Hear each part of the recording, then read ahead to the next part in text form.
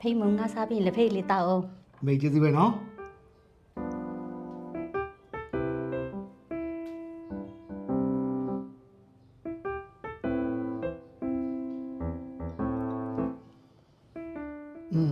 ဒီနေ့က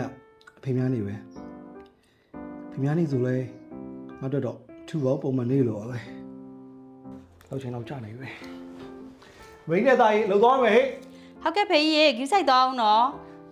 ကောင်းပြီကောင်းပြီအိမ်မှာယူဆိုင်နေဦးနော် ဟုတ်ကဲ့ပါ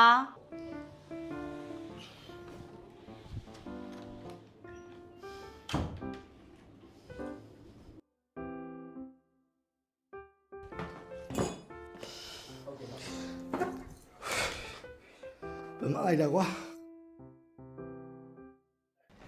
Happy Father Day ပါဖေးရေအဖေများနေမှာပျော်ရွှင်ပါစေ ကျေးဇူးပါမိန်းနဲ့သားကြီး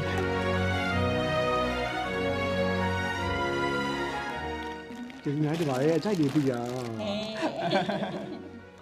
ဒီမရအောင်ထင်နေတာအဖေက ဖေးတတိရတာဗော တတိယရဲ့ဖေးရဲ့